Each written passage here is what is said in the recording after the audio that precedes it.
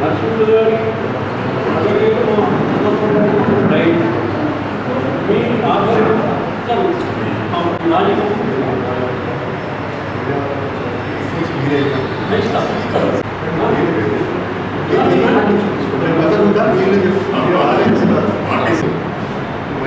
everything, sir, litigation. Senior.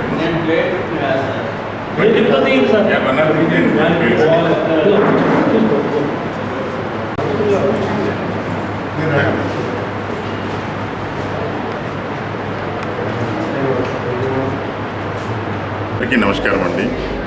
ఈరోజు Jagtial senior civil judge కోర్టులో ఒక చారిత్రాత్మకంగా ఏదైతే గత 47 సంవత్సరాల నుంచి జరుగుతున్న ఏదైతే ఒక భాగస్వామ్యకు సంబంధించిన అన్నదమ్ముల మధ్యలో సంబంధించిన ఒక పార్టీషన్ సూట్ ఏదైతే ఉందో అది అన్ని రకాల పరిశీలనలు ఆస్తులకు సంబంధించిన కేసు లోపల ఈ రోజున రాజీ మార్గమే రాజమార్గం అనే సుప్రీంకోర్టు ఆదేశాల ప్రకారంగా ఈ రోజున వాళ్ళ కుటుంబ సభ్యులందరూ కూడా చేరి OS 61/81 అనే ఏదైతే సూట్ ఉందో దాదాపు దివంగత హనుమంతరావు గారు ఫస్ట్ అప్పుడు కుటుంబ సభ్యులందరినీ కూడా కూర్చోబెట్టుకొని ఆ పార్టీషన్ సూట్ వేసి దానికి వాళ్ళకు కూడా న్యాయం చేయాలని చాలా ప్రయత్నం చేసినప్పటికీ రీసెంట్గా వారు దివంగతులైనరు.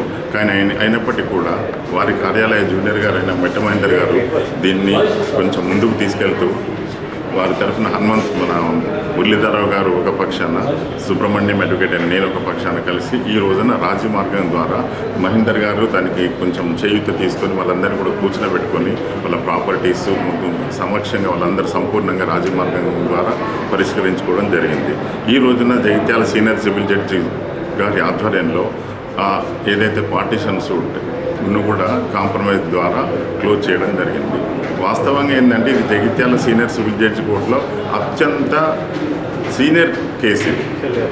దాదాపు 61/81 అంటే 1981లో Jagtial senior civil judge court start అయినప్పటి కేసు ఇవాళ అందరినీ కూర్చుని మా పార్టీలను కానివ్వండి, మహేందర్ గారు కానీ వాళ్ళ సాక్షులను కానివ్వండి అందరినీ కూర్చోబెట్టుకొని దీన్ని కాంప్రమైజ్ ద్వారా దీనికి ఒక తీసుకొచ్చి వాళ్ళ ప్రాపర్టీస్ వాళ్ళకి చూపించిన ప్రకారంగా 3 భాగాలుగా వాళ్ళకి పంచి దానికి వాళ్ళ సమ్మతితోనే చేయడం జరిగింది.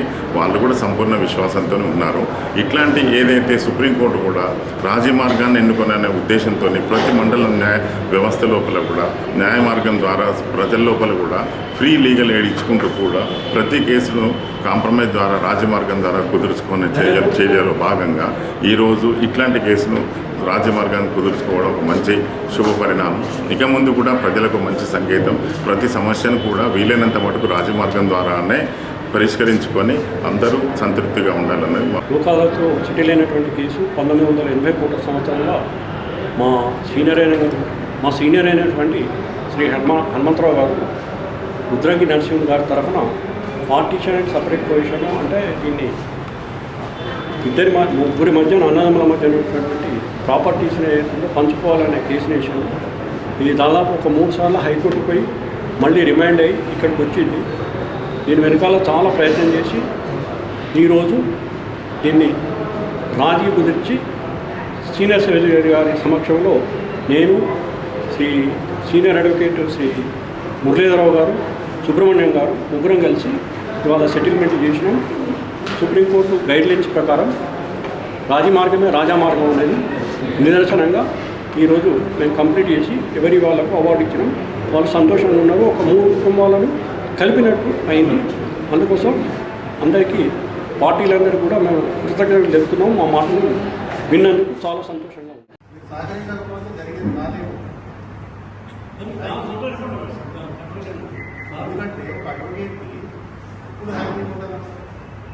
మనం కేసు గెలిచి 10,000 రూపాయలు తీసుకున్న సంతృప్తి ఉండదు. కానీ మన దగ్గరకు వచ్చిన వాళ్ళు మాకు కేసు వద్దండి మేము రాజీ పడ్డాము ఉన్నప్పుడు తృప్తి అనిపిస్తుంది ఎవరికైనా. అయితే దేశంలో కూడా ఈ కేసులు రాజీ పడవచ్చు, భార్యాభర్తలు కూడా కొట్టుకుంటారు, వాళ్ళ తర్వాత రాజీ పడవచ్చు. అంటే కొన్ని రకాలైనటువంటి కేసులు ఉన్నటువంటి ఈ రాజీ మార్గం ద్వారా కేసులన్నీ రాజీ పడవచ్చు అని ఎవరు అంటే కొంతమందికే తెలుస్తుంది. కానీ ఇప్పుడు ఎన్ని చట్టాలు ఉన్నాయి, ప్రాపర్టీస్ చట్టాలు ఎన్ని ఉన్నాయి, సోషల్ యాక్ట్స్ ఎన్ని ఉన్నాయి, సోషల్ లెజిస్లేచర్స్ అంటే మనకి ఇవన్నీ అందరికీ తెలియదు. మనం ఒక జాగా కొనుక్కోవాలనుకుంటే అది రిజిస్ట్రేషన్ ద్వారా మాత్రమే కొనుక్కోవాలి. పప్పు అమ్మేటోడు మరి ఇంటి పప్పుడే కదా అని చెప్పేసి ఇంతనే తెల్లకాయల మీద రాసుకుంటే వాళ్ళు వచ్చిన తర్వాత రిజిస్ట్రేషన్ లేకపోతే మీకు అమ్మినట్టు వాడకున్నట్టు ఇక్కడ రుజువు ఉండదు. ఎందుకంటే ఏ పనైనా చట్టరీత్యా మనం చేయగలిగితే ధర్మో రక్షిత రక్షిత ఎక్కడ చట్టమే రక్షిస్తుంది. చట్టాన్ని ఎవరైతే గౌరవిస్తారో ఆ చట్టం మాత్రమే మిమ్మల్ని గౌరవిస్తుంది. చట్టాన్ని మించింది ఇంకొకటి లేదు. ఎందుకంటే హ్యూమన్ బీయింగ్ ప్రతి మనిషి కూడా స్వతహాగా స్వార్థపరుడే. నేను నా అన్ని ఈ ప్రపంచంలో కూడా బతుకున్నాను కాబట్టి సొంత అన్నదమ్ములమైన ఒక తల్లి పిల్లలమైన ఆస్తి పంచుకుంటాము పేపర్ మీద పెట్టి దాన్ని రిజిస్ట్రేషన్ చేయించుకుంటేనే నీదైతుంది. ఏదో మనోడే కదా అని చెప్పేసి నమ్మి అక్కడ పక్కన మీద అనుకో నీది అనేది ఏది లేదు, వాళ్ళకి కొట్టే నీది. కాబట్టి ఎవ్రీథింగ్ ఈజ్ లీగలైజ్. మనం ఏది చేసినా చిన్న కడుపునొప్పి లేసిన డాక్టర్ దగ్గర పోతాం, బ్లడ్ టెస్ట్, యూరిన్ టెస్ట్, బీపీలు, థైరాయిడ్ ఇవన్నీ చేయించుకొని గోళీలు వాడతాం. ఎన్ని పైసలైనా పర్వాలేదు. మరి ఏదైనా అమ్ముతాను, ఏదైనా ఉంటాను, ఏదైనా పంచుకుంటాను, ఏదైనా చూస్తాను, ఏదైనా చేస్తాను అన్నప్పుడు ఒక వైద్యం దగ్గర 10,000 ఇచ్చి సార్ నేను చేద్దాం అనుకున్నాను, సలహా ఇవ్వండి, నాకు ఫ్యూచర్లో ప్రాబ్లం రావద్దు. ఎందుకంటే లేదు విడాకులు కూడా పెద్ద మనుషుల మధ్యలో కూర్చొని రాసుకుంటాను. చెల్లయ్యని కూడా తెలుసు. మనల్ని మనమే తృప్తిపరచుకుంటున్నాం. మనం లీగల్గా ఉన్నటువంటి రెమెడీస్కి మనమే దూరం అయిపోతున్నాం.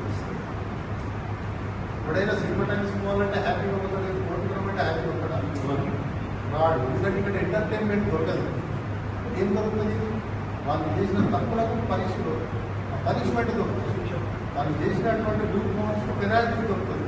కాబట్టి రాదు. అందుకని ప్రతి ఒక్కరు కూడా చట్టాల మీద అవగాహన తీసుకోవాలి. దైనందిన జీవితంలో చట్టాల యొక్క ప్రభావం మన చుట్టూ ఉన్నటువంటి